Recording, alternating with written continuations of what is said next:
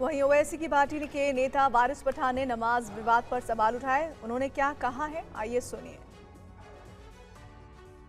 ये लोग जो है, ये पूरी जो देश की सेकुलरिज्म है, प्लुरलिज्म है, उसको नष्ट कर रहे हैं। ये बीजेपी वाले सिर्फ नफरत फैला रहे हैं। अगर समझिए कि जुम्मा का दिन था, जुम्मा के वक्त अगर 3-4 मुस्लिम महिलाओं ने एक जगह पे नमाज पढ़ ली तो कौन से पहाड़ टूट पड़े। हाँ, ये लोग अपने हिंदू भाई गरबा खेलते ट्रेन में, हमने तो कभी ऑब्जेक्शन नहीं उठाया। एयरपोर्ट के ऊपर गरबा खेला जाता है, कभी हमने तो ऑब्जेक्शन नहीं उठाया। चलिए, ऐसा प्रोटेक्टेड मॉन्यूमेंट तो सबके लिए है, तो क्या कर सकते हो उसमें। 3 मिनट की नमाज के लिए आपको इतनी तकलीफ होगी, जबकि संविधान आर्टिकल 25 इजाजत देता है हर इंसान को अपना अपना रिलीजन प्रैक्टिस करने की। तो आप कितना नफरत फैलाएंगे। और शुद्धिकरण करने जा रहे हो। अरे शुद्धिकरण करना है आपको, अपने दिमाग का शुद्धिकरण करिए। जो दिमाग में आपकी नफरत फैली हुई है ना, शुद्धिकरण उसका करिए। ये सिर्फ नफरत की दिशा में लेके जा रहे हैं। सेकुलरिज्म प्लुरलिज्म का सत्यानाश किया जा रहा है, असंवैधानिक चीजें करी जा रही है। और जो गंगा जमनी तहजीब का हमारा भारत देश प्रतीक था, उसको मिटाने की पूरी बीजेपी वाले कोशिश कर रहे हैं। और दिल्ली एनसीआर में सुप्रीम कोर्ट के आदेश के खिलाफ दीपावली के अवसर पर रात भर आतिशबाजी हुई। इसका असर यह हुआ कि मंगलवार की सुबह दिल्ली एनसीआर में धुंध नजर आई और एयर क्वालिटी जहरीली हो गई। दिल्ली में प्रदूषण को लेकर फिर एक बार सियासत तेज हो गई। बीजेपी की तरफ से कहा जा रहा है कि पटाखों पर सवाल उठाकर विपक्ष एक खास वर्ग को खुश करने में लगा है। पहले तो मैं बताता हूं, जो दीपावली को ये ब्लेम कर रहे हैं, ये झूठ है। ये केवल एक किसी वर्ग को खुश करने के लिए किया जा रहा है। ये औरंगजेब और अकबर के चहीते बोल रहे हैं, जिन्होंने टिप्पू सुल्तान की फोटो लगाई थी विधानसभा में, वो लोग बोल रहे हैं। वहीं आम आदमी पार्टी की तरफ से कहा गया है कि दिल्ली में पटाखे जलाने की अनुमति इसलिए दी गई क्योंकि सरकार कारोबारियों के दबाव में काम कर रही है। पटाखों की भी एक बड़ी लॉबी है, करोड़ों रुपए का उनको फायदा हुआ है। उस फायदे को उन्होंने किस किस के अंदर बांटा है, कैसे ऐसा हुआ कि ग्रीन क्रैकर्स के अलावा भी क्रैकर्स बिके।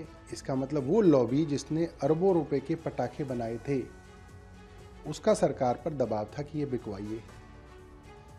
क्योंकि पुलिस की मौजूदगी में अगर इस तरह से हो रहा है तो साठगांठ की तरफ इशारा करता है। और बिहार में सीटों को लेकर महागठबंधन में खूब टशन दिखा। नामांकन खत्म होने तक महागठबंधन में तकरार देखी गई। इसी रार की वजह से महागठबंधन के प्रचार अभियान की रफ्तार भी धीमी पड़ी हुई है।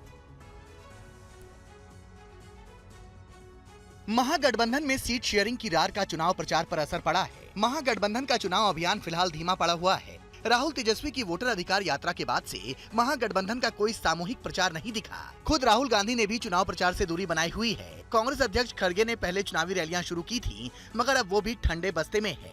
महिलाओं को अपने पाले में करने का जिम्मा प्रियंका गांधी ने उठाया था। फिलहाल उन्होंने भी चुनाव प्रचार से दूरी बनाई हुई है। हर मंडल में महागठबंधन की एक रैली का प्रस्ताव भी अधर में लटका हुआ है। महागठबंधन के संयुक्त घोषणा पत्र का प्लान भी अटका हुआ है। बिहार कांग्रेस के 6 नेताओं ने बेटे बेटियों को टिकट नहीं मिलने पर नाखुशी जताई है। ऐसे में नेताओं की प्रचार अभियान में कोई खास दिलचस्पी नहीं है। वहीं तेजस्वी यादव ने अकेले प्रचार यात्रा शुरू की थी, मगर 20 सितंबर के बाद से ग्राउंड पर वो भी कम दिखे। तो झारखंड के सीएम हेमंत सोरेन भी अब महागठबंधन के चुनाव अभियान से पीछे हट गए हैं। ऐसे में एनडीए के मुकाबले सीट बंटवारा हो या चुनाव अभियान, महागठबंधन माहौल बनाने में पिछड़ा हुआ है। बिहार में जन स्वराज पार्टी के संस्थापक प्रशांत किशोर ने बीजेपी पर गंभीर आरोप लगाए हैं। प्रशांत किशोर ने कहा है कि बीजेपी के बड़े बड़े नेताओं ने उनकी पार्टी के 3 उम्मीदवारों को डरा धमकाकर और दबाव बनाकर नामांकन वापस करवा दिया है। इस मामले को लेकर जन स्वराज पार्टी चुनाव आयोग से शिकायत करेगी।